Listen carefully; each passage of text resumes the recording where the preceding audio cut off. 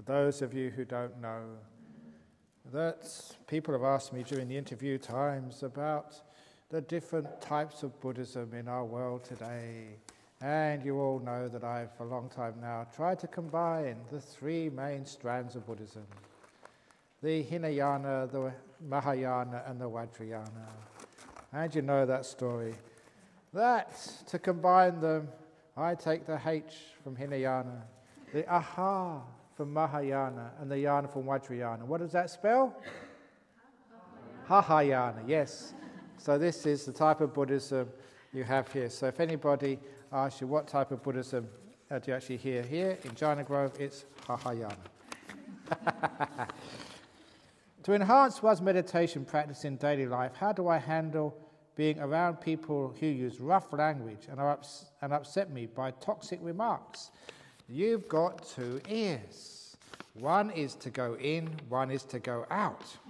So please, don't keep the rough language. Let them speak whatever they like. So, as Ajahn Chah said, that it's not the language disturbs you. You disturb the language. It's just words, that's all. So don't react.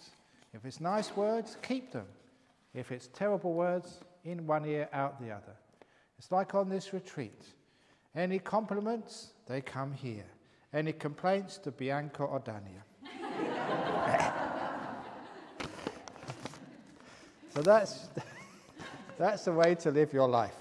So any sort of rough language, toxic remarks, I pass the buck. Compliments, oh yeah, thank you, I'll keep those. The suttas mention flying as one of the psychic powers. Does this refer to some sort of astral travel, or do they literally mean flying, flying nun? Have you been messing around during the retreat? Is there a flying nun? No, there's flying monks. Yeah, I mean, that's happened. People have actually seen monks flying through the air. One of the famous monks is Ajahn, what's his name? Ajahn Wen, Luang Pu Wen. He became famous in the north of Thailand. He's died now. He became very famous because there was a Thai Air Force pilot who was doing exercises in the north of Thailand, and he saw this monk sitting on a cloud. And that was really weird. And, he saw him very clearly. And so he took the coordinates, and when he landed and had a day off, he searched the area, and around that area, the coordinates where he saw that monk. And after then, he's sort of like forest monks with great powers and stuff. And yeah, he found the monk there, exactly as he saw in the cloud. So, of course, he told everybody, and then that monk became very, very famous. I know there's a Burmese monk, and he was actually, because Burma is not sort of as rich as Thailand, so it's actually a train driver saw him. So he's driving along the train somewhere in Burma, and this monk was actually in front of the train. And the train driver sped up, apparently, to try and catch up with this monk, but the monk always kept in front of the train, just having a bit of fun and games, a bit of a race, and then the monk went off into the jungle. And they're not sort of walking, but just floating above the train tracks. So he became famous as well. So those are the flying monks, and yes, it actually happens. But you've got to be very careful, because if you are floating, you have to remember to keep your meditation, because if you're floating up and suddenly forget or get sort of disturbance, then you come crashing down. As one of the great stories, which are in the commentary somewhere, about this one monk, there was a monk, and he was staying in the jungles, in the forest, a long time ago, a really good meditator, and it just happens naturally. These are some of the things which occur. And so he could actually levitate, and so he was actually, every morning, he would just actually go for an exercise, fly around the jungle, just a bit of fun. And a villager saw him. And of course, one villager told another villager, the villager told the townspeople. Soon it got to the king.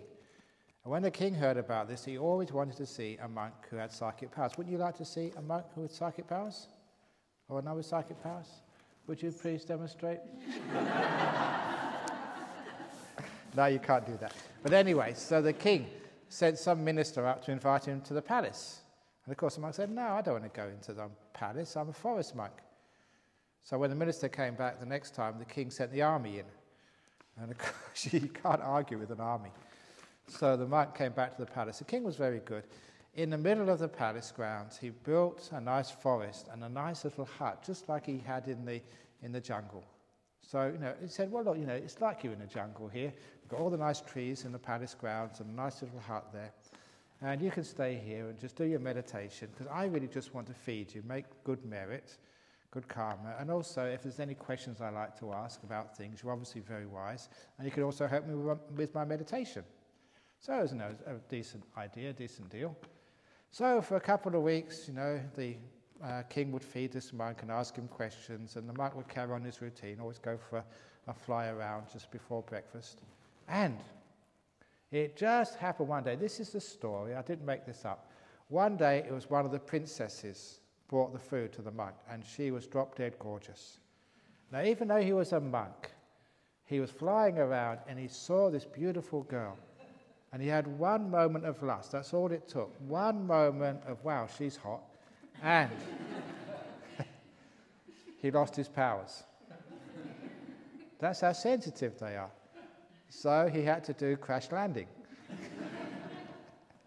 And as soon as he realized just how dangerous it is, in the city with so many temptations, he had his breakfast, packed up his bowl, and walked back to his forest. Took him a couple of weeks to get there. And he realized that, if you do fly through the air, you've got to be very careful. One irritation, one bit of lust, one bit of anger, and that's it. Crash landing. So if you do learn how to levitate, please get a crash helmet and some other padding in case you forget to know how to come down again. So yeah, it does actually mean it's actually really flying. Ajahn, sore muscles and tired eyes. What does it mean? It means you should go to bed. Oh, what does it mean to the pre-meditation stage? Sadhu. Look, if you've really got sore muscles, do some stretching exercises. Is there anyone here who's a yoga teacher? Oh, great, at the back over there. So I don't know if you'd mind just, if anyone's got some sore muscles, to teach them some quick stretching exercises? Sure, okay, so anyone who wants to sort of get some stretching exercises, a bit of sore muscles, because some of the yoga exercises, if you really do them, it makes it so easy to sort of do sitting meditation. But you can always do, on the chairs. Those chairs are especially designed, for people who want to meditate sitting down. If, you're very stable, just the ordinary chairs. If you sort of, tend to sort of bend a little bit, just the ones with the armrests, they're supposed to keep you in place. If you still have trouble, we've got ones with seat belts, so you can move over and won't fall off. So, and if it's tired eyes, the tired eyes might mean, if it's not, because you haven't been doing very much, it might mean that you're straining your eyes. Because there's one thing which happens in breath meditation, I have to tell this every time, that a lot of times people focus on the tip of their nose. And when you focus on the tip of the nose, yes, you've got your eyes closed, you think you're just focusing your mind on the tip of the nose, but what your mind looks at, your eyes usually follow. So what you usually do with your eyelids closed, you're going like this all the time. Watching the tip of your nose. No wonder your eyes strain after a while. So if you're the one who asked that question, sort of tired eyes, have you been watching the breath at the tip of your nose? And if you have, that's probably the reason. Your eyes have been following your mind, and you've been screwing your eyes down and your eyes get strained. Which is one of the reasons why it's great not to watch the tip of the nose, but just watch the breath wherever it happens to be. So you don't really know where the breath is, you just know the breath is happening. And then you don't get sort of tired eyes or stress around the eyebrows. Ajahn Brahm, even if the mind isn't very still, you can't find the breath and the inner voice is running riot, is it beneficial to keep sitting? The longer you sit, is there some chance of the mind becoming still by itself after it has run out of things to think about? The answer is no. You'll always find something new to think about. There's no end of things to think about. You've been thinking about things how many years now? And you still haven't exhausted them all yet, and you never will. So, one of my stories. When I was 6 years as a monk, I found this beautiful monastery. Now this was for an English monk. You couldn't get a better monastery than this. It was in the middle of a tea plantation. I had as much tea as I could ever want. That was like paradise for an English monk. That's actually why I became a disciple of my teacher Ajahn Chah.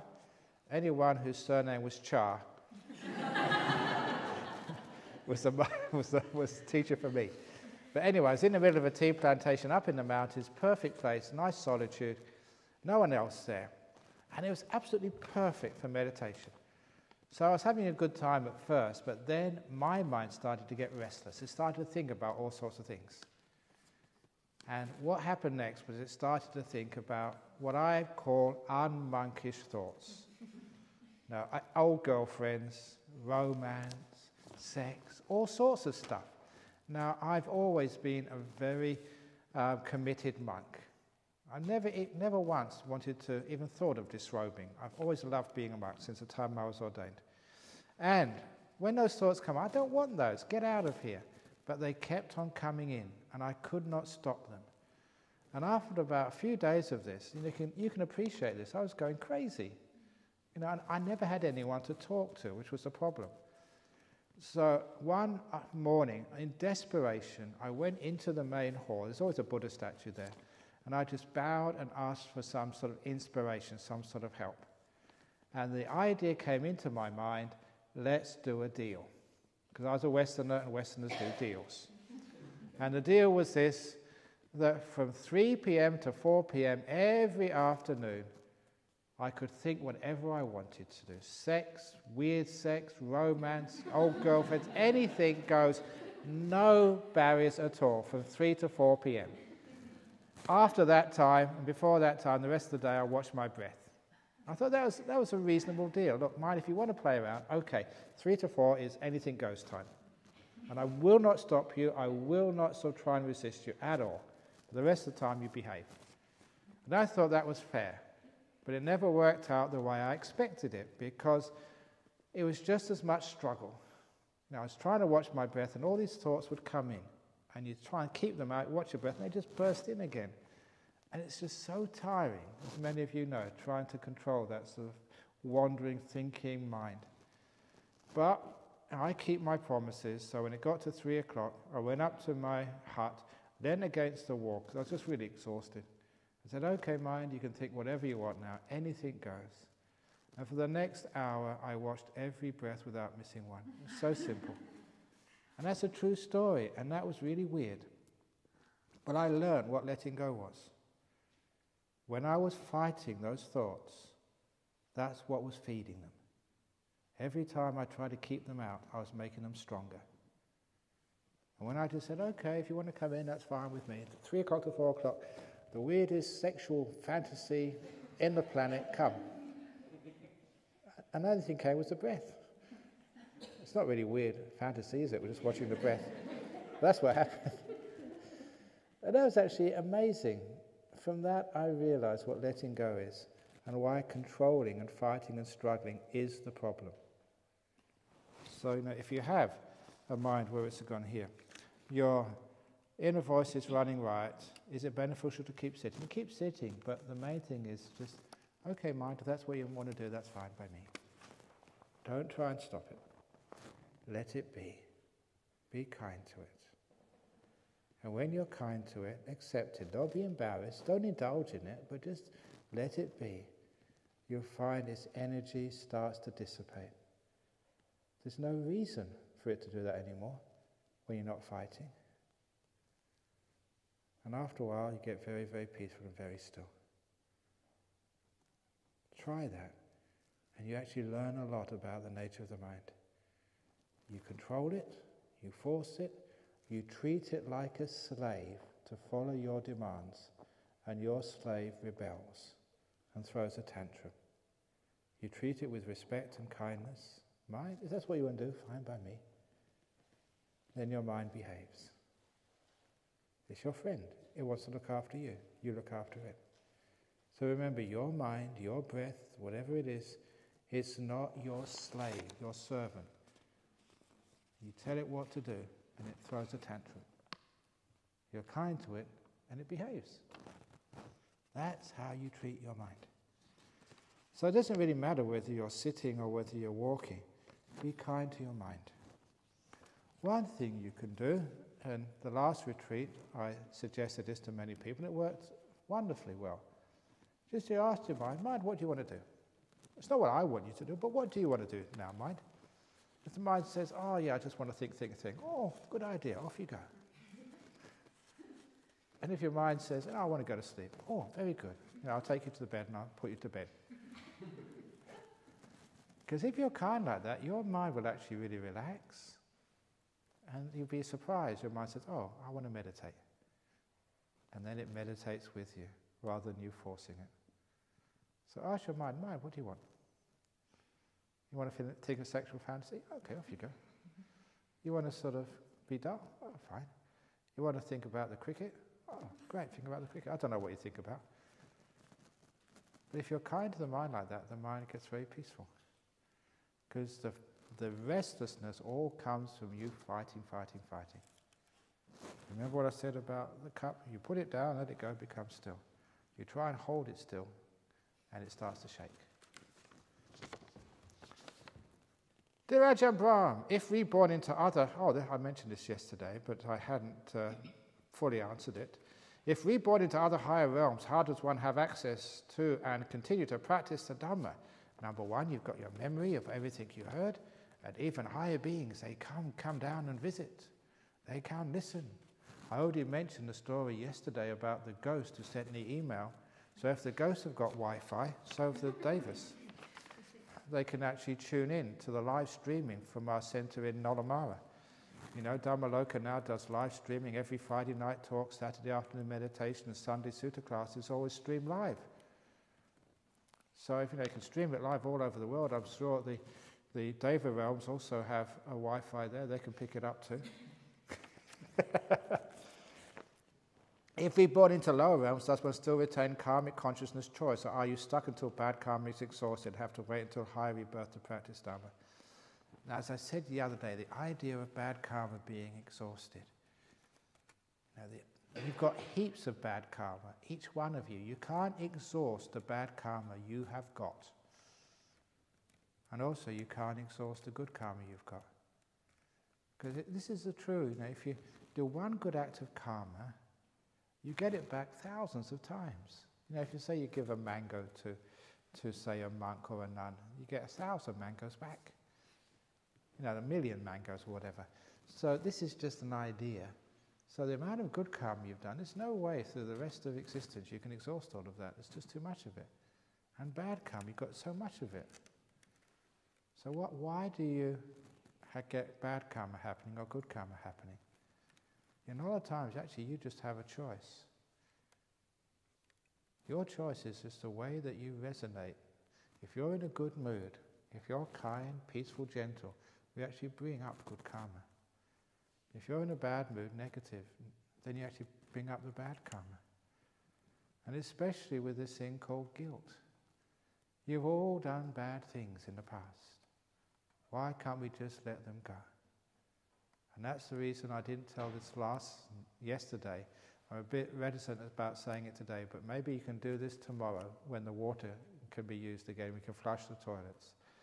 In the last conference I did for this psychology group in Sydney, I told them about the best way of letting go of the past. What you've done which is bad, what other people has done which is bad for you. If you are going to get rid of the awful things which have happened to you in the past or the awful things you have done, every psychologist knows that you have to bring it up first of all. Sometimes people do that in counseling sessions. But here you can do it by yourself. Just write it down on a piece of paper. That's one of the best ways of bringing up the bad things you've done in the past. But my particular slant on that, my addition to that, is the type of paper you write it down on. So you don't write it down on ordinary paper, you write it down on toilet paper. Because that's the sort of paper where such shitty stuff belongs. It's painful stuff, it's rotten stuff which has happened to you, so you write it down very carefully on toilet paper. And once you finish writing it down on the toilet paper, then you read it to yourself, because you've got to face up to it. You've got to know, yeah, this is what I did, this is what someone did to me. And you read it all, first of all, to acknowledge it. And then, once you've acknowledged it, you're not in denial anymore, yes, this happened, then you take it to the place where toilet paper goes. The toilet, the bowl. And you put all of that toilet paper with all the writing, all the things, bad things you've done, you put it in the bowl. And then you press the button. It's called letting it go. And all the water comes out and it flushes it all away because that's where it belongs. And when it goes down the toilet, that's your letting go. You've let go of the pain of the past. All those rotten things which you did and other people did to you, it goes down the toilet. So that karma does not need to be with you anymore. You can let it go. Yeah? Sorry? Use it first. I suppose if you're into recycling. But no, we've got heaps of toilet paper here. So just write it all down first of all. At least don't use it first before you write it down.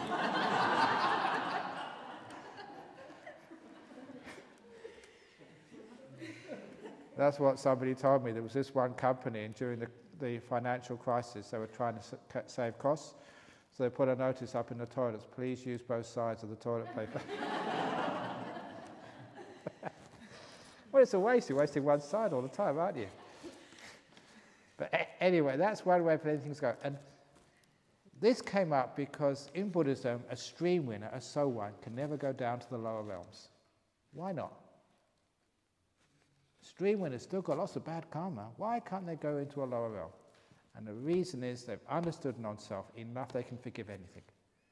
They can take all that bad karma and flush it down the toilet. It's called ahosi karma, karma that was. And you can do that. That's an amazing thing to know, that you can forgive anything.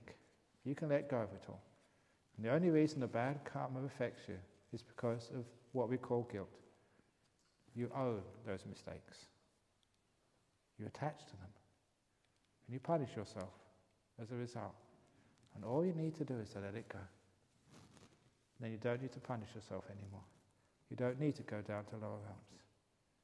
It's a great thing we call forgiveness.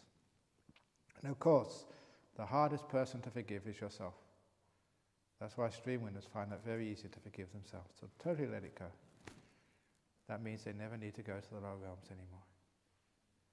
And even if you are in the lower realm, if you can have that one moment of forgiveness, one moment of compassion to yourself, then you can't stay in the lower realms anymore. That's how it works. What did this is a joke. Here we go, great. What did the vegetarian zombie say? I need grains. I need grains. I don't get that. What's the song? I need brains. Brains. I need brains, grains.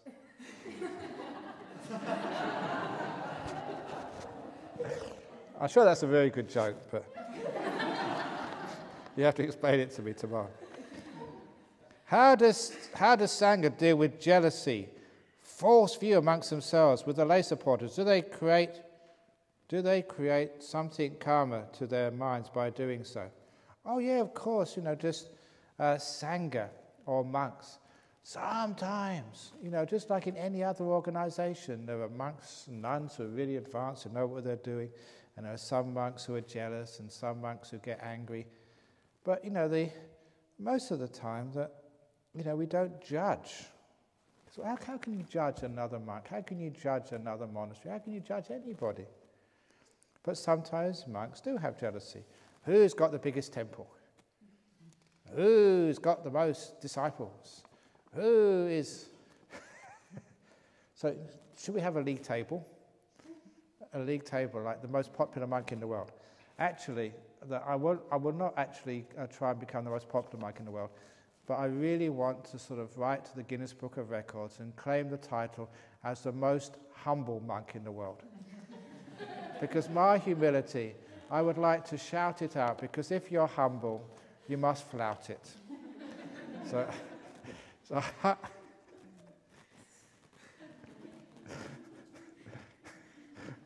Of course, you can't be the most humble monk, can you? So, yeah, sometimes there's jealousy amongst monks and false view amongst themselves because everybody is learning. If you're in a school, that means that people still have to learn. That's why they're in a school. So you don't expect people to be perfect in a school. So even amongst the Sangha, the monks and the nuns, yeah, there's sometimes jealousy, and there's sometimes false view, and there's sometimes all sorts of stuff. But you acknowledge that, yes, I was jealous. And you learn from it. So what do I do that for? I'm just torturing myself. And instead of doing that, you just let it all go. It's just like jealousy amongst the yogis. Because at the end of the retreat, I always want to sort of point out who got jhanas and who didn't get jhanas. And you go, she got jhanas. That's really unfair. This is her first retreat. I've been coming here for years. No way can she get jhanas. That's absolutely impossible. It's amazing how much spiritual jealousy there can be. And that is one of the reasons why, if you do get any attainments or you do get anything, please keep it quiet. Don't go broadcasting it to other people. Especially don't go and tell your husband or your or anybody else. Maybe your teacher, but don't tell anybody else. Because otherwise the jealousy sometimes does come. And that's really very unskillful. So just keep it quiet. That's why as monks and nuns we're actually taught not to let people know sort of whether we're enlightened or not. Because sometimes it does give rise to jealousy, and it also does give rise to like hierarchies. Yeah, I'm not going to go to those nuns over there, they're hopeless. These monks, look at them, they're sitting very, very straight. They're really good, not those nuns. I thought, those Dharmasara nuns, I mean, they really work hard, not those lazy fat monks down at Bodhinyana. So that's very, very, very, very unskillful. So like real sort of wisdom shows compassion to all beings, no matter where they are, enlightened, unenlightened. We treat everybody the same. And that's why even our robes, you see, they're exactly the same. You don't get a different colour if you become enlightened. You don't get sort of little stripes, one stripe for stream winner, two for once returner, three for non-returner, and a crown up there for an arahat. You don't get sort of, other little medals for psychic powers. This medal is to show you can fly. This medal is to show you can read people's minds. We don't do things like that. So, every monk looks exactly the same. And that's actually quite beautiful and brilliant in the Sangha. Yeah, we do sit in different levels sometimes, but other times you don't know who's who. And that's very, very good. If you could provide other examples of substitution behavior you describe when dealing with stillness in meditation, I refer to substitution behavior we can also apply in our everyday life, family and work, when our fault-finding radar is full on and on duty. You just have to be intuitive, adaptive, and just resourceful to substitute. For example, if you get sort of really, really angry, just substitute the image of the person you're angry about, to yourself by looking in a mirror. And just see what you look like.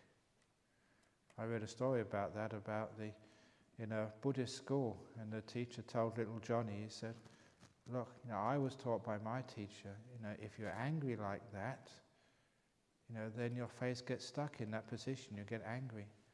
And little Johnny looked at the teacher and said, well, at least you can't say you weren't warned.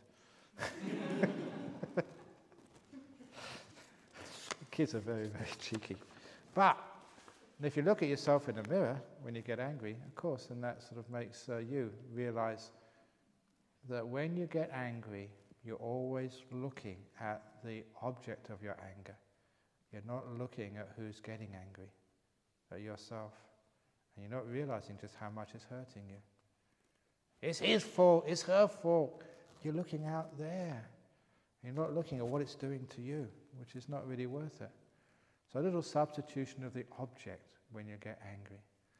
If you have lust, you see somebody you really, really, really like them, what do you look at? You look at the most attractive part of their anatomy.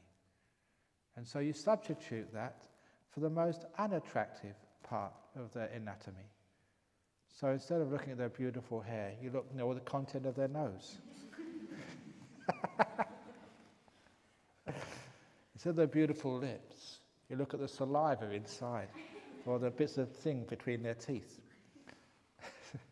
So you can substitute that. That is what we teach monks and novices to do. Because last week we had an ordination, around the back over there, a novice ordination, and we gave him the 5 things, the 5 meditations: hair of the head, hair of the body, nails, teeth, and skin.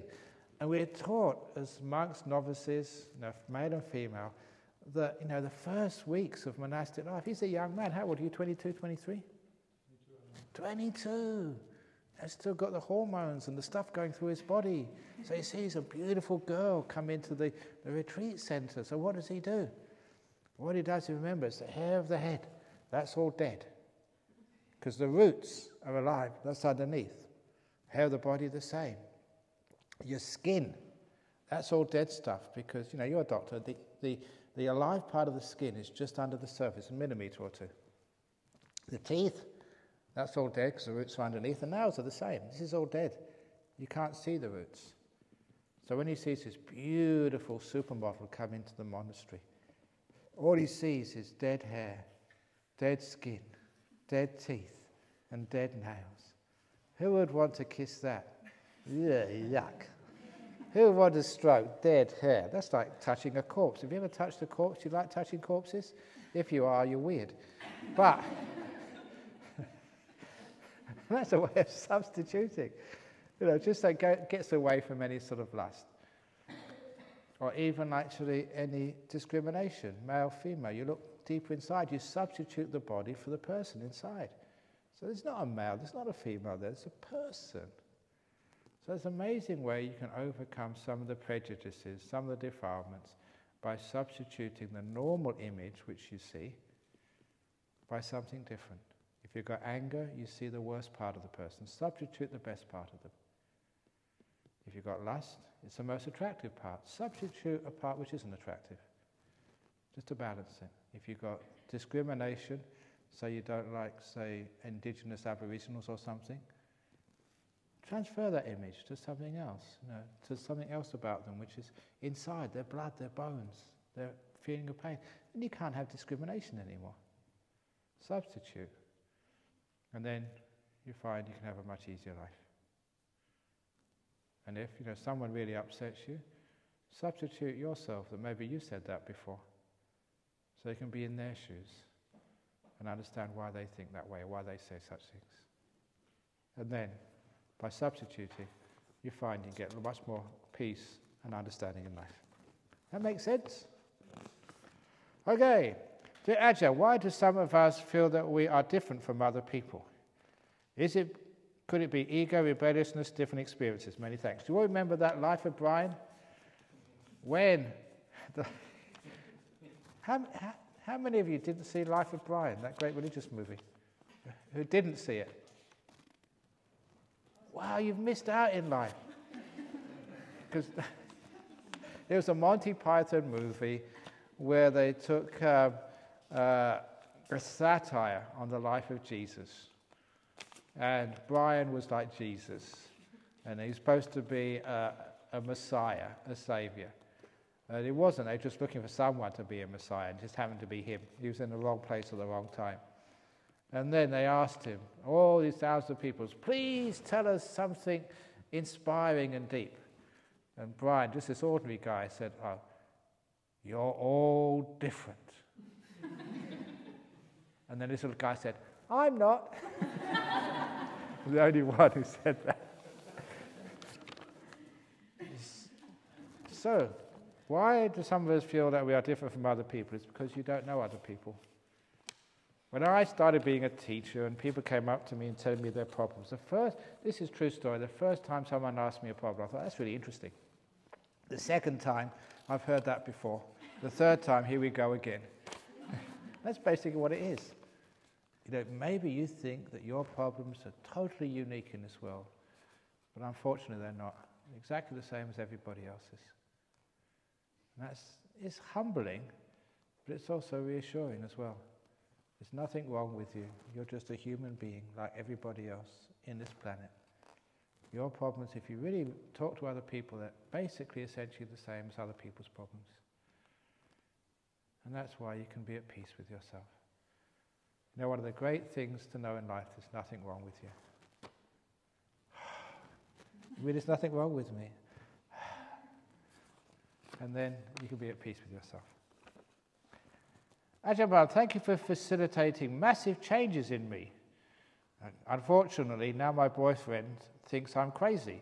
Example A, becoming overwhelmed with peace and bliss after a beautiful present moment awareness minute in the kitchen whilst cooking dinner.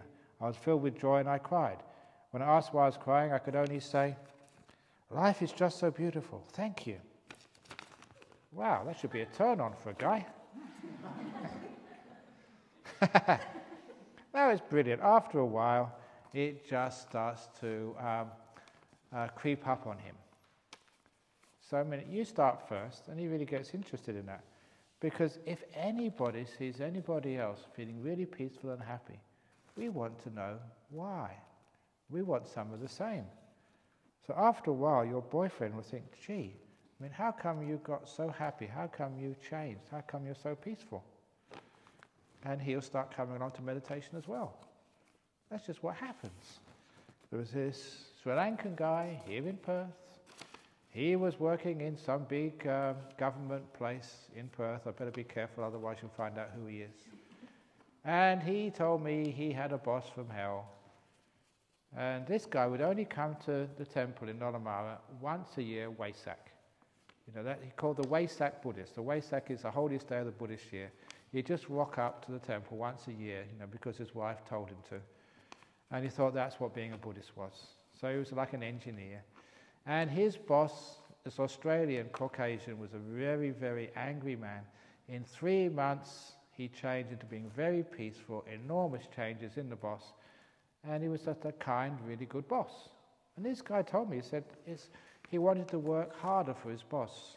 You know, once his boss was being kind and being civilized. But he couldn't help but ask his boss, he said, how come you've changed? What have you been doing? And his boss said, I found this amazing Buddhist temple in Nolamara with these great teachers. And I've been doing meditation there and it's wonderful. And this Sri Lankan guy said, that's my temple. But because he was like a born Buddhist, he never realized what was going on there. He just come for the ceremonies and the rituals, and he never realized there was anything else to this meditation and all his teachings. And once he saw how these teachings and meditation changed his own boss, and saw how in 3 months it changed his boss totally around, that's when he started coming regularly. And that's what can happen to your boyfriend. When he really sees the changes, you know, he wants some of it. So he'll start getting interested as well. Salutations. That's very nice. You forgot to the master. No, you don't need to say that. To stop inner comments and thoughts. Mantra, you said. Can you use one thought instead? Repeating a mantra, I feel you create more noise and effort in creating words and introducing something unnatural. I like doing it for a short while, but for ages, is it a bit not sure? Some mantras have given me some benefit, though. Thanks. You can make up your own benefits, long ones, short ones, or just one-word ones. I never mentioned that my favorite mantra, which I've used to great benefit for people in Australia, not Om Mani Padme Hum, not sort of may all beings be happy and at peace. My favorite mantra is, as you breathe in, you say the word to yourself, shut. As you breathe out, up. Shut up. Shut up. Shut. And listen to the space between the words. Shut is finished and up hasn't begun yet. In other words, play around. And actually it works because it's telling you to shut up, and after a while you get the message. You shut up. So experiment, invent your own ones. Seriously, that's one lady did a very nice mantra with the breath. Breathing in, she breathed in peace, peace. Breathing out, letting go. Breathing in, peace. Breathe out, let go.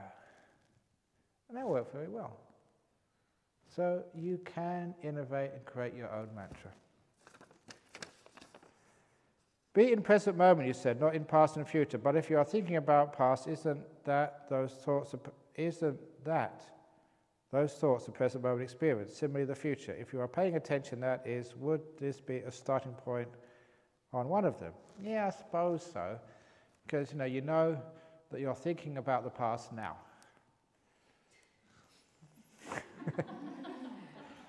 Okay, that'll be okay. But if you really notice it's now, then the past usually disappears. The whole point is the past is this huge reservoir of things to distract you. And the future is even more big. What may happen in the future is just so uncertain. There's just so many scenarios. That's why people write all these books and prognosis of what might happen next. People like Nostradamus. Nostradamus couldn't even predict his own death. He didn't know when he was going to die. Just like all these other people, they make all these predictions, and no one knows what's going to happen next. So, those two big reservoirs of busyness, the past and the future, please let them go. And so you can have some rest and some peace, for goodness sake. And you're in a place here where you don't have to worry at all about the future or the past. And that's actually, when I was a monk in Thailand, it was brilliant. It got to the point that, because there was no newspapers, there was no radio, there was nothing at all, and it's not I didn't know the date, I didn't know the year. Every day was just a new day, and I didn't know whether it was 1970 this or 1980 that. And that was a wonderful experience, and I'm not exaggerating, I didn't know what year it was, let alone the month or the day. And it never made any difference, it made life much more peaceful. So the past and the future, and all these dates, you've got a few days here where you don't have to worry about that at all. You can just be and get rid of all this prison of time. Oh, they got on here, joke only for personal use, don't have to read out. Is that fair? It's not fair, okay. A man went into a bar and ordered a drink. Apart from the bartender, he was the only one in there, and he was enjoying his drink in silence, when a voice says, "Ooh, nice shirt." The man looks around, but he couldn't see anyone, so he shrugs his shoulders and keeps drinking. A few minutes later, again the man hears a voice. This time it says, "Ooh, nice shoes." He looked very hard, but couldn't see anyone, so with another shrug of his shoulder, he orders another drink. When a few minutes later the man hears a voice saying, "Ooh, nice tie," he asks the bartender, "Look, I can't take it anymore. Where is that voice coming from?" The bartender says, Oh, that. You see those peanuts over there? They're complimentary."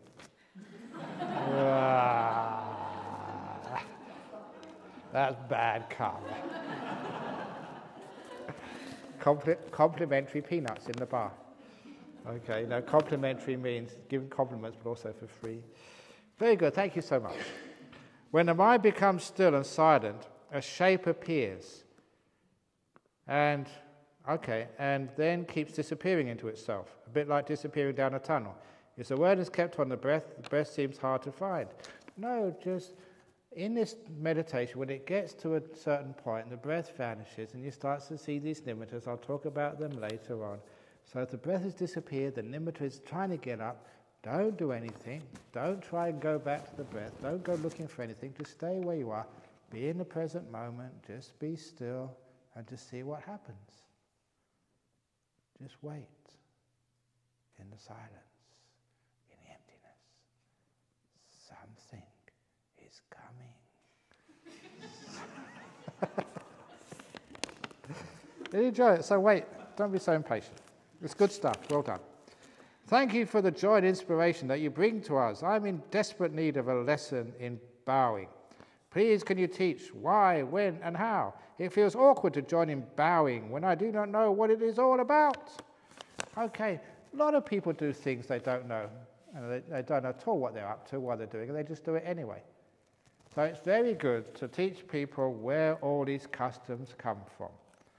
For example, when I was last in Singapore, I've seen many people in Chinese temples, and you may have seen them as well. They go into the temple with a whole bunch of joss sticks, and they go shaking it like this before they put it in the joss stick holder.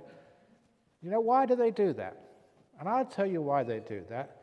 It is because the Chinese people, they learn that from their grandma. Their grandmother takes them into the temple. You know, when you're a very small kid, and the grandmother sort of shows you what to do. So it's like Sri Lanka as well. You know, your grandma usually takes you to these temples. But the point is, in the Chinese tradition, when the grandma takes you into the temple, she's got Parkinson's disease. That's why she does that. And you think that's what you're supposed to do as well. So these little kids also do that. They haven't got Parkinson's disease, but they're just following their mum.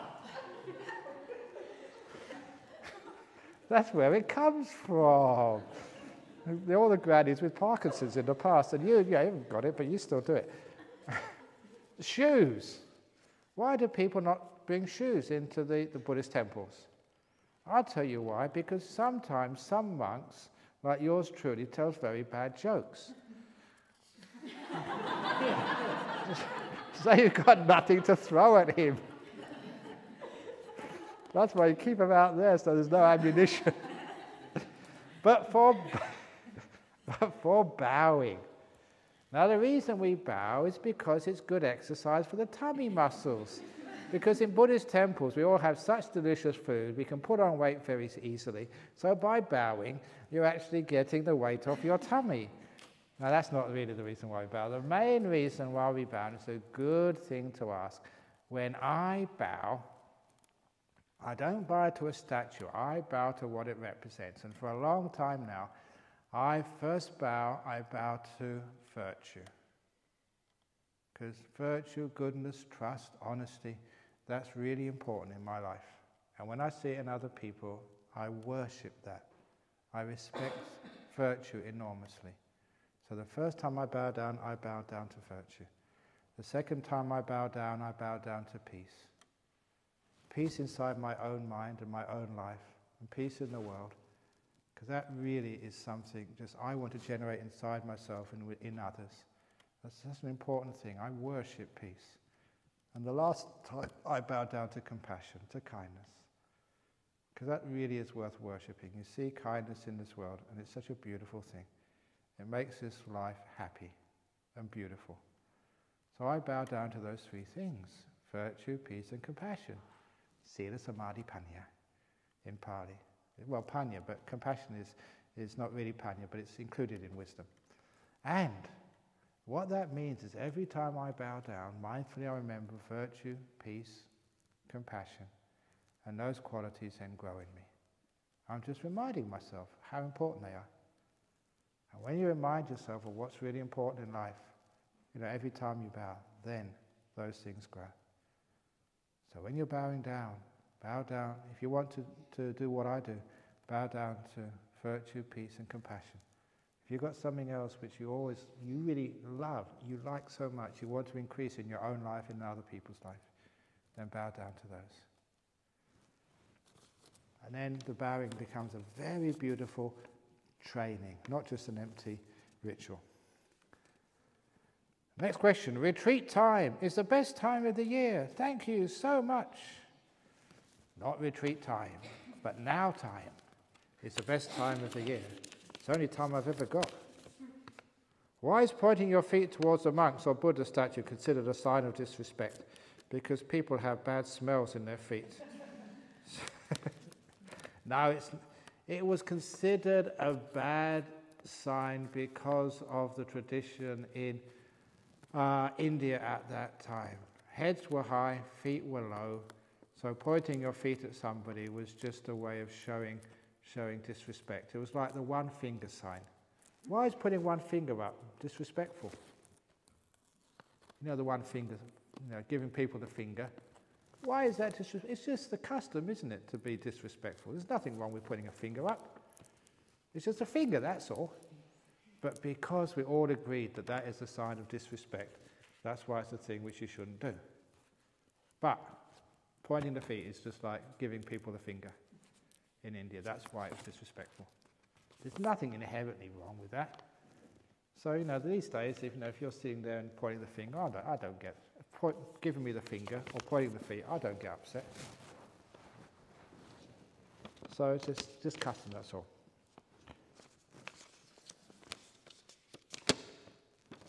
Try it. Point the feet at the Buddha and see if the Buddha objects. If he doesn't say anything, doesn't mind. What is the karmic cause for homosexuality? It's no real karmic cause. It's just some people are homosexual, some people are heterosexual. And those of you who've known me for a while, I was heterosexual before I became a monk. I've always stood up for the homosexuals. Once, when somebody reported in the local papers here that the Dalai Lama said you can't be a Buddhist and a homosexual, period. That was reported in the Telegraph in England many years ago.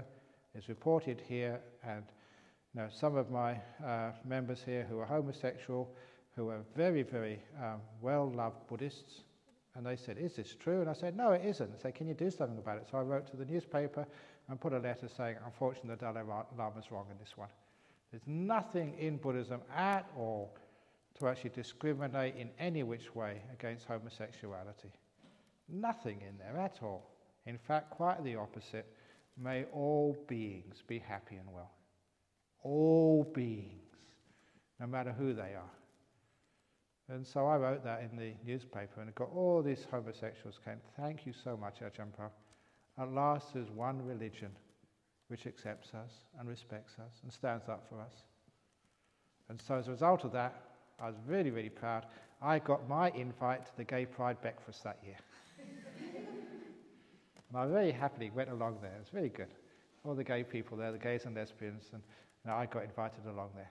And when I gave a little speech, I said, actually, I am more deviant than all of you here. All you gays and lesbians and bisexuals, I'm celibate. So I told a few of those. I said, on the next gay and lesbian Mardi Gras, I want my own float for celibate rights. You could have questioned them, actually. Did the Dalai Lama reply to it? Sorry? Did the Dalai Lama reply to your... No, he didn't, but his supporters did, and they said, no, you can't say the Dalai Lama's wrong. And he said, but eventually, I really objected to that. Look, nobody is a pope. Not even the pope's a pope. No one's infallible. Just because the Dalai Lama says it doesn't mean you can't question him. And he would allow that as well. Even the Buddha said, question. Just because I say it doesn't mean you have to believe it. So question. If I say it, please question me, because I may say it wrong. I may have the wrong idea. You may misunderstand what I say, mishear what I say. So don't take anyone to be the authority. But, eventually that just people just understood, the Dalai Lama, he'd misinterpreted something. So it's wonderful, because once there was this guy I met in a talk over in Perth, and he was maybe in his 60s. He said he was a leader of the gay and lesbian community here in Perth, and he complimented me on my attitude in my talk. And then the words he said, I will never forget till I die, because he said it was such pain. He said, religion has been very cruel to us. And he really meant it, and you could actually feel, the pain which he had endured in his life as a homosexual from religion. And I felt embarrassed, ashamed that I was a religion. I was part of a religion, a leader of a religion, but at least Buddhism will never do that. So gays and lesbians, homosexuals, everyone's invited, because we really need everybody. We're that desperate.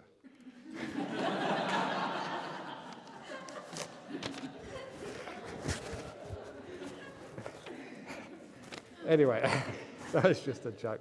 Dear Ajahn, you are sweet. Yeah.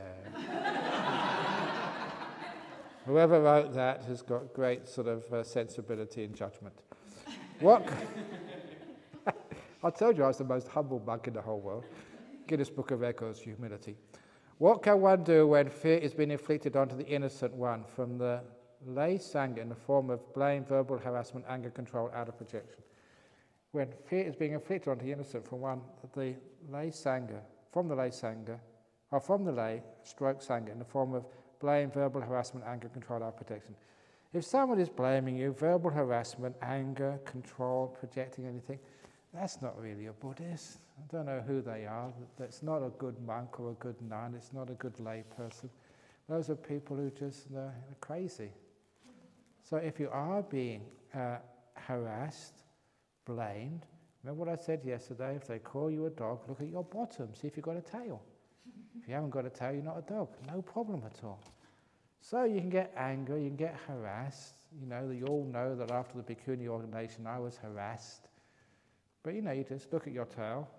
I haven't got a tail there, so it's no problem. You just take it and just let it wash over you. What you can do, as the Buddha once said, imagine that you are a lotus flower. It's beautiful, pure lotus flower. And imagine that's you, because that's who you really are. And people can urinate on a lotus flower, but all the urine just goes off, and it doesn't leave any trace. They can shit on you, and all the shit rolls off, because the lotus has this incredible way of just everything falls off it, and it leaves no residue. If they shit on you, if they defecate on you, all that rotten stuff leaves no residue. You keep your purity and your fragrance. So think of yourself like a lotus. And then when people do these things to you, it just rolls off you, like urine off a lotus flower. It's a nice little way of thinking about it. So that's one thing you can do the lotus imagination. Could you please repeat the mantra clearly and slowly you said this morning for when you want to get space between your words? Which one was that? That's this morning. That's a long time ago. I live in the present moment. Was it the Om Mani Padme Hum? Om Mani Padme, and then Hum. That's what it is. Otherwise known as "Oh money, pay my home." That's the old joke. I think it would be a good idea to launch a recipe cooking book with all the good food recipes we have received. The title could be 9 Days Retreat, the complete cookbook for a happy meditator, enlightenment not included. Thanks also to the cooks looking after us. We've only had 2 or 3 days yet. 2 meals. 2 meals is not enough for a cookbook, unless you include the cheese and the chocolate and the cups of tea and the sweets. In there. Yeah, maybe. Hahayana, can you tell us about Mara? Thank you. Mara is this very dodgy person. And he is this interesting part about Mara. In Buddhist cosmology, Mara is the head of one of the highest heavenly realms, the realm of those who control or wield power over other people's creations. In other words, the control freak in chief. And it's an amazing thing, an amazing insight of the Buddha, to see that control is the cause of the corruption of this deva, making him almost being like a devil. Power corrupts, but what real power is controlling. And if you control, then you become like a Mara. Instead of controlling, we let things be. Instead of trying to make things this way or that way, we love them for who they are. If you're in a relationship and you try and control your partner, make her or him this way or that way, it's not much of a relationship. You're like Mara. But if you love them and let them be who they are, then that's escaping from Mara. That's like the Buddha. And the way to overcome Mara is not through fighting or more controlling. In the suttas, sometimes Mara would come and try and tempt people. You don't need to become enlightened. You can be this great prime minister, this great power. You can save so many people. You could actually help the whole world. Because it still wants to control you. But all you need to do is to say, I know you control. When you understand what controlling does, It just makes things worse. I know you. Wisdom. And then Mara just has to leave. The yogi, the meditator knows me. The meditator knows me. The meditator knows me. So you don't defeat Mara by force. You defeat just by knowing. I know you, control. That's the Mara in Buddhism. It's very, very profound and very wonderful. And you know that when you get into jhanas, they say that's the place where Mara can't go. Because in the jhanas, the deep meditation, that's when you let go so much, there's no controlling left at all, no possibility of controlling. Total let go. And that's the places where Mara just can't see you, can't find you. It's interesting. It's all about Mara is about control. Is there any special meditation that can be done to boost trust and courage? I often feel anxiety with others and would like to get more brave. Yep. Now look, I have to give lots of talks. And sometimes those talks are on TV. Live TV, when everybody's watching, and if you pick your nose, everybody sees it throughout the whole world. And many times, I've had to do these jobs on live TV. I remember once, actually, I was in Sri Lanka once and had to give this live telecast, and they told me it has to be 57 minutes, not 56, not 58. You have to give a sermon all by yourself, no one else, no prompts, and you have to time it just to 57 minutes. He said, if you end early, then we won't know what to do. If you go on too late, we'll cut you off. And it was like broadcast live across Sri Lanka. And that was really a challenge. So would you get upset and anxious about that? So my method of overcoming this, which I'll teach you, is actually to have some fun. Because I realize if you're enjoying yourself and having fun, you just can't be anxious. You can't be anxious and have fun at the same time. So I just enjoy myself. Oh, this is really good. This is going to be fun.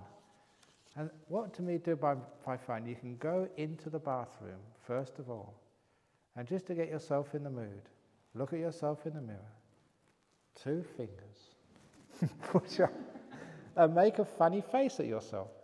And straight away you laugh, because you see this stupid person in the mirror laughing at you, and you laugh as well, and that takes away all the anxiety very, very quickly.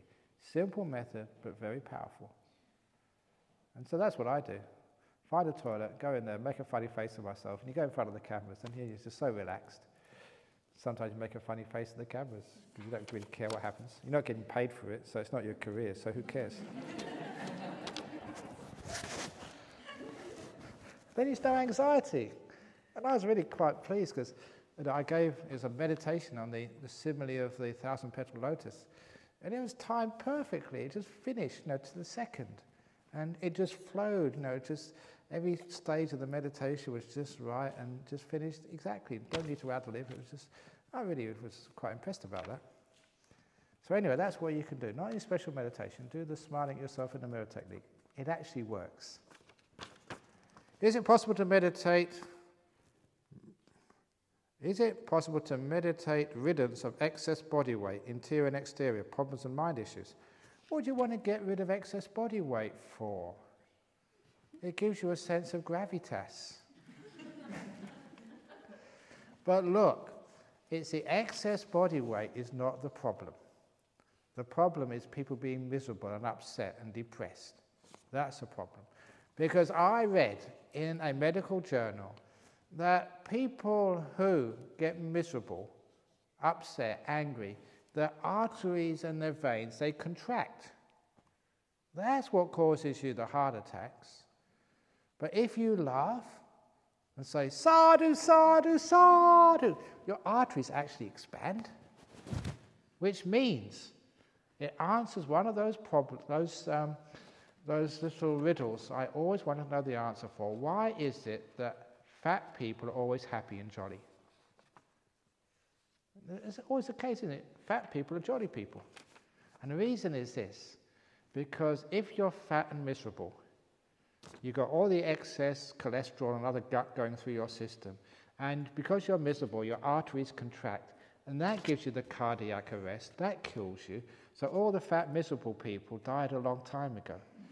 But if you're fat and happy, that means, yes, you've got extra stuff going through your veins and arteries, but it doesn't matter because you laugh so much.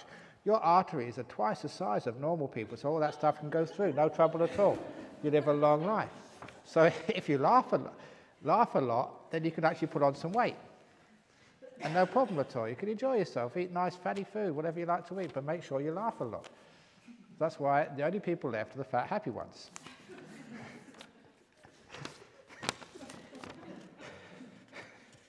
So please, laugh a lot. And that is how you get rid of, you don't get rid of excess body weight, you get rid of the bad consequences of cardiac arrest and stuff. I have been told that visualizing a pinpoint of light is a useful practice. Please comment. Right. Don't believe everything you've been told. And don't even believe that either. If you don't believe what you've been told, it's a waste of time answering it.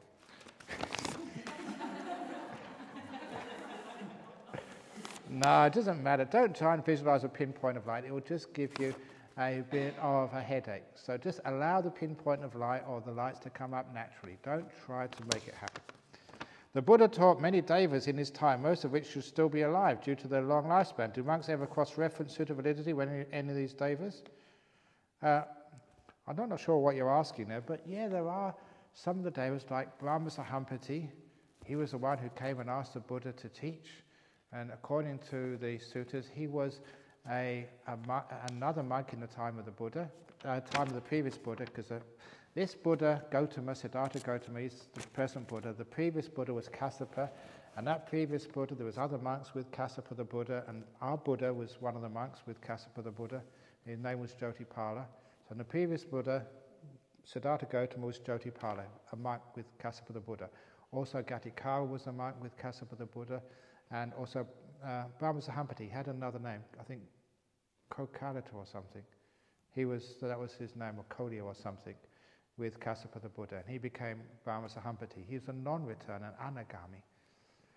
And so those non-returners in time of the Buddha, like Gatikara and Sahampati, they came as soon as the Buddha became enlightened. It was like their old mates. They were monks together in the previous dispensation of the Buddha. So they came down to congratulate our Buddha. Well done, you become a Buddha now. So yeah, there is some cross-referencing, in the suttas, and it actually brings everything together. Makes a lot of sense to me. What is a good technique for tiredness? Yeah, work a lot, and that makes you tired. Is that what you're asking? And say, what's a good technique for tiredness? I think for overcoming tiredness, rest. I'll be having a good meditation, allowing the mind to be until it decides to partially enter a dreamlike state. No matter how much sleep I get, this seems to occur. Stay in that dreamlike state. Don't fight it. It's just a passing phase of meditation. I'll probably talk more about this later on, about how to deal with the hindrances to meditation. The sloth and torpor, the tiredness, the dreaminess, just stay there. Don't fight. Soon the energy will come back to the mind. That dreamlike, tired state will dissipate, just like the early morning mist. Once the sun comes up, it burns it all out, and you'll be nice and peaceful and still. So don't worry about that. Just stay where you are. Leave it alone. It still disappears by itself.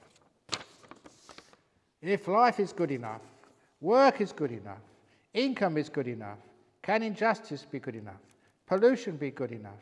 Could the habituation to the good enough view become just laziness? Thanks. But laziness is good enough. Thanks. The answer to that question, that's a good enough question. Is it really injustice, though? Because this was just up the road over here is Karmic prison farm, and I've been teaching over there for quite a few years. When this guy came up to me, he was part of my meditation class. He's one of these old prisoners who've been in and out of jail most of his life. And he said, can I talk to you after the session? So I said yes, and so he talked to me, and he told me, he said, this time I've been put in jail for something I didn't do. I didn't do that robbery. It wasn't me. And he said, this is honest, Ajahn Brahm. I know that many prisoners would say that, but I know you, I respect you, I'm telling the truth. I did not do that crime. And I believed him. And I knew that when you're in jail, you get very little opportunity to have phone calls than to write injustices. That's why there have been many people who've been put in jail for a long time. It's only when some journalist or someone outside realizes an injustice has been done and they fight their case to the people in prison, get out. When you're in jail, you've just got no resources. So I knew that, so I started thinking, who can I call when I get back to monastery to try and open up this man's case and get him released from jail? He's been put in jail for a thing he didn't do. When I was thinking like that, he interrupted me and he smiled. He said, but Ajahn Brahm, there were so many other robberies where I wasn't caught. I guess this is fair. He taught me the law of karma. Because it's true, isn't it? Sometimes you get put in jail for something you didn't do. But how many things you did do and you got away with? So in the end, it all turns to balance. So there's a lot of things which we think are injustices are not injustices. It's just a balancing of the books. That's what happens. So it's interesting, the idea of injustice. So pollution is good enough. Well, it could be worse. But no, good enough is what you do when you're meditating. This is meditation retreat. This is not work. So this is the time you rest. So this is rest. This is good enough in this retreat. When you get outside, then you do the work. Otherwise, ask Dania, if she thinks this hall is clean enough. No, she'll work hard cleaning it up after you guys go. Ask Bianca, just giving you sort of bread and water. That's good enough. Is that what you want to eat tomorrow? No. So what we do, when we're meditating, when we want to relax and let go, that is when we say good enough.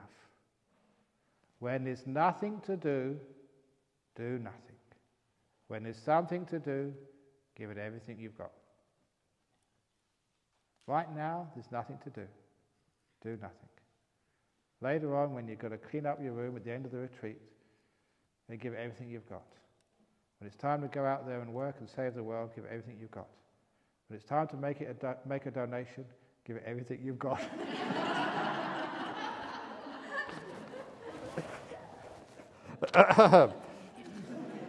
But you guys will say good enough.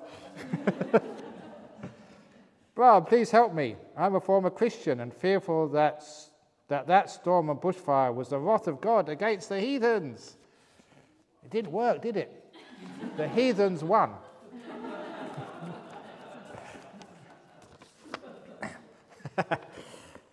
From the Buddhist perspective, do something. Goiter, back pain, hot flushes, anxiety, emotional pains come from the suppression of emotion. What is the best way out of this kind of suffering? Much love, Ajahn. Yes, sometimes it's controlling. Instead of suppression of emotion, like controlling your emotions, like controlling anything, that causes a lot of the pain, especially in your body. So yeah, when you've got sort of a sickness and you don't take a rest, you've got some sort of ache in the body and you just control it and just forget about it and just try and force your way through it. And that causes the problem. Trying to control other people, control yourself and be controlled by others. You stupid girl, you bad person, and you take that on board rather than letting it go. Then that causes many of the problems here. So the opposite of controlling is letting go, otherwise known as love. Otherwise known as making peace. And what is love anyway? Remember that simile, opening the door of your heart, no matter what's going on. No matter what life is, no matter what you are, no matter how your meditation is, no matter what stupid monk you are, I open the door of my heart of Ajahn Brahm, I love you as you are. I'm never going to try and control you, never criticize you, you can just be who you are. That's called letting go, that's also called love. They come together, and that gives rise to peace. So that way you don't get any emotional burdens anymore. Just let things be. To Ajahn, pondering really heavy stuff today. What are you pondering?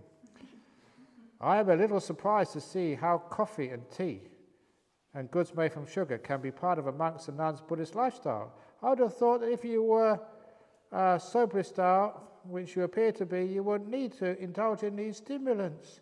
Oh no, Because people offer these things to the monks, and if I don't drink them, you don't make any merit. And it goes, so, you bring me the tea, and so out of compassion for you, I drink that tea, and I drink that coffee, and I drink that sugar, and I drink all those other things which you give to me, especially the ones I like.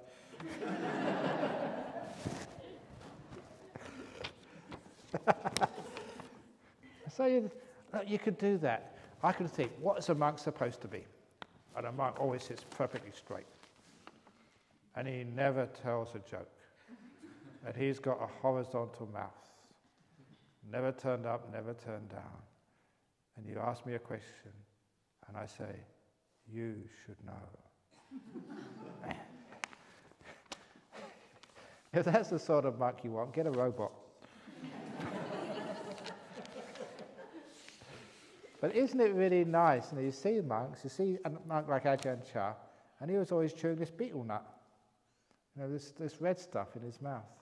Because that's what he's brought up with. Me, having tea and sugar, that's because of my parents. They conditioned me that way. That's how I grew up. I'm brainwashed. Apparently, that in England, most certainly my generation, as soon as you're off your mother's milk, you're onto the cup of tea. So, it's just totally conditioned into me. So that's just who I am. It's just like, I often think, my blood has probably got sort of, brown with tannin and lots of tea in it. What is your take on vigorous cardio exercise and what the body-mind needs? I am a hardcore Zumba fanatic. And as much as I love to shake my tosh, I can see the benefits of slowing down. Plus, my hip has improved.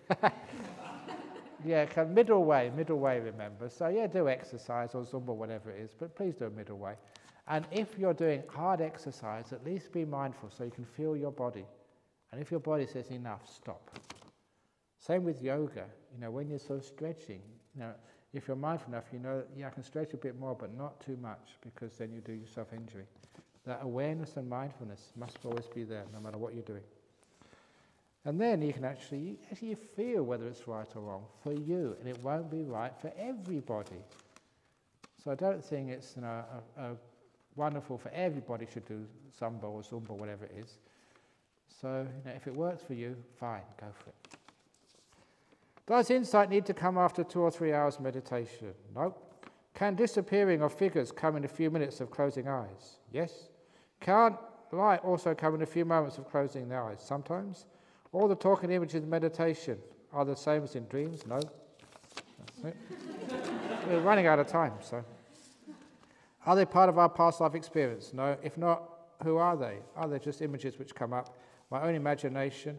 Sometimes it's imagination just on a core of truth. My own self-talking, my own wisdom. Let them go, be happy. Indeed, everything is impermanent, not self. When I do something more about insight later on in this retreat, and the things which come up in the mind during meditation, I'll also talk about that later on during the retreat. So I don't want to dishonor this question. I will talk about this in more depth later on.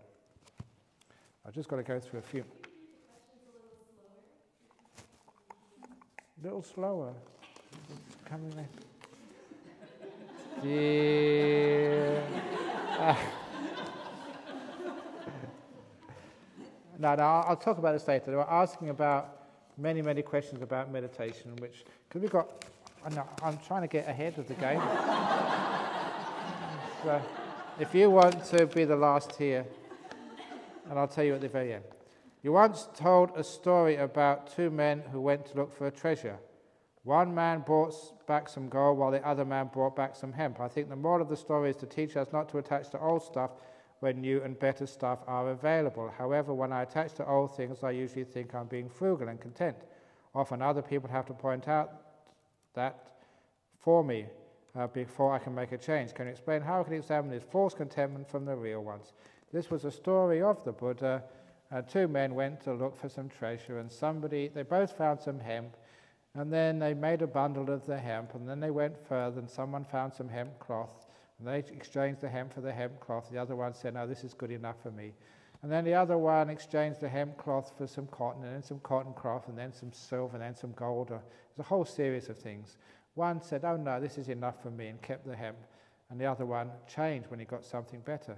And eventually the one came back with the gold, the other one came back with some lousy hemp. And the Buddha was saying, it's okay to be frugal and content materially, but in life, if you see something better, a better way of meditating, a better way of doing something, then do it. So don't get attached, especially to views and opinions and practices. If you find a better way of doing it, do it. Otherwise, there's no real growth and progress. So I say that, even in the traditions of Buddhism, the traditions are really wonderful, but if there's a better way of bowing, there's a better way of having a Buddha statue, a better way of building a monastery, a better way of having Sangha, monks and nuns, keep the traditions if you can, but you can adapt to modern times. So that's actually why it's good to adapt. You keep a lot of precepts, but unlike many people and monks who are tense and strict, you are very loose, relaxed and kind. Can you explain how to be relaxed and kind while maintaining self-discipline? What actually is self-discipline? What is the purpose of self-discipline? The self-discipline is learn how to be kind, how to be relaxed and loose. What are you disciplining yourself for? What's the purpose of that discipline?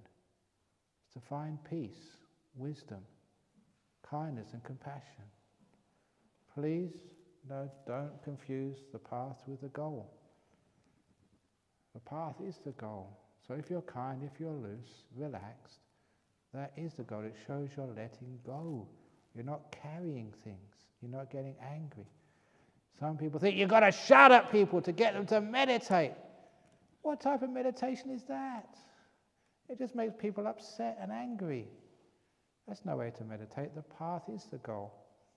So if the goal is to have this beautiful sense of compassion and being at peace with the whole world, letting go of things, you do it now. The goal is the path. So if you're loose, kind, compassionate, free, that is the path to being loose, compassionate, kind and free. That is self-discipline. Or rather, no self-discipline. No self. What is the singing bowl used for? It's used for singing. Why is that when I go to meditate, all that seems to happen lately is sleep? Because you're tired. So have more naps during the day if you meditate. So the first few days you're allowed to sleep as much as you like.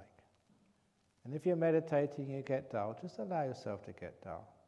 Don't fight it. It means your nature is telling you you've worked your brain too hard and you need a rest. It's nature. So just take a rest, take a break. Later on in the retreat, you'll come good. So be patient. Reading Richard Shankman's book, Experience of Samadhi, it seemed different teachers, all meditation masters, had different and contradictory descriptions of what jhanas feel like. Is it possible that different people's minds are different, so different experience of Samadhi jhana is natural? Or should there be some basic features of jhana that are felt by everyone? Could it be that your descriptions of jhana in your book, Mindfulness, Bliss and Beyond, are specific to your experience, but other meditators may experience it differently, e.g. no still hearing or feeling the body in first jhana? Thank you. Oh, sorry? You have to sharpen your ears up to have faster ears. Okay, talking about basically the jhanas. Later on in this retreat, I will also talk about these deep meditations of jhanas, when you're so still and peaceful. You can't feel your body. Now, some people say you can feel the body in jhanas. It doesn't really matter, but you still have to get to that state when the body totally disappears. Don't know what you want to call it. I call that jhanas. Body totally disappeared. You can't hear, you can't feel, and you're perfectly still. And I will show why that's really important to get the deep insights. I say that's jhanas, other people say not. I have a very high standard for jhanas. I think that's an accurate standard. Other people dumb it down and make it much easier. They're much more popular because it's very tough getting Ajahn Brahm to say you've got a jhana, but these other monks, go to this other monk over there, this other teacher, And it's much easier to get jhanas with them. Sometimes it is true. It's just like sometimes that I keep very high standards of meditation. Some people say it's too high standards, but I still keep those high standards. To get, say, a degree in some universities, you've got to be very smart and work hard. Other universities, it's very easy. So the standard of the degree, you may still call it jhana, but the standard of jhanas here is very high. Do you believe in free will? Not at all. It costs a lot of money. Later on I was saying, no, what you thought was free will was not free at all. Totally conditioned. I will let you know later on it's okay now because you've been here 2 days. You've already been totally brainwashed over the last 2 or 3 days. So all the things you say and you do, it's not your choice anymore. I've already got into your brain and brainwashed you and conditioned you. It's going to happen there. Just like this story of this monk. And he was having a hard time getting enough funds to pay for his temple. And so he went to see another monk and said, look, how can I raise more funds for the temple? Because it's really hard to make ends meet. And the other monk who'd been in the business a long time, he said, it's very simple. The next time you give a sermon, close all the windows in the temple. Close the doors and turn up the heating. Make it very stuffy and hot. And when you give your sermon, give a very boring sermon in a monotone. So boring and so monotonous that everybody in the audience starts to fall asleep. And just before they fall asleep, get out your watch. That's why I have one of these for. Swing it backwards and forwards. Hypnotize anybody. And once they're all hypnotized, you tell them, no more coins in the donation box. No more 5s or 10s or 20s. Only 50s and 100s. I said, I can't do that. That's fraud, said this young monk. I said, no, that's encouraging people to make good karma. So he tried it. The next day he gave a sermon, turned up the heating, gave a boring sermon in a monotone, and when everyone was about to fall asleep, he got out his watch, hypnotized everybody, and gave them the suggestion, when you leave, no coins, no 5s, no 10s, no 20s, only 50s and 100s in the donation box, everyone. And then he took them out of hypnosis. And then when they left, the donation box was stuffed with 50s and 100s. He cleaned up. He made a fortune. But that paid his bills for quite a few weeks. But he thought, if I do that every week, soon they'll suss me out. And I won't be able to do it anymore. So he waited about 3 or 4 weeks. Needed a bit more cash. Tried the same trick again. Closed all the windows. Turned up the heater. Gave a very boring sermon. When they're about to fall asleep, he got his watch out again. They're just about to be hypnotized. And he dropped his watch. And he said, shit. And it took them 2 weeks to clean the church.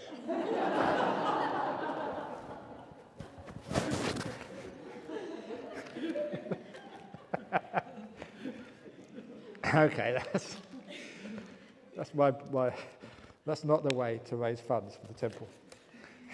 So, no such thing as free will. You're totally conditioned. Quickly, what's the relationship between mindfulness and kindness? Does mindfulness naturally have an embedded kindness? Because this is a very deep question. I'll leave this till tomorrow. This is an easy question. This is a very profound question. Dear Ajahn, there are not enough cushions. There are only 60. We need 180 more meditation cushions. No, many of you have got your own cushions. It's called fat bottoms.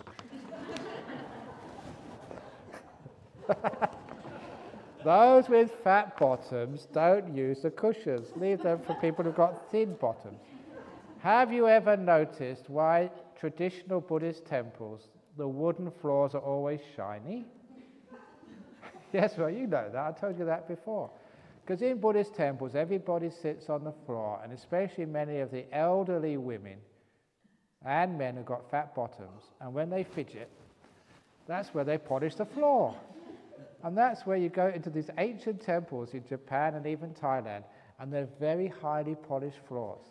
Lots of bottoms have done that. Fidgeting over hundreds of years.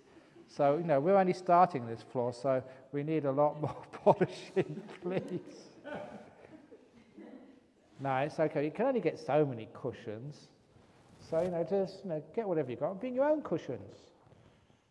And just, but please no, none of those whoopee cushions. I was always afraid that someone put one of those down on my seat and I sit down and it makes a bad noise.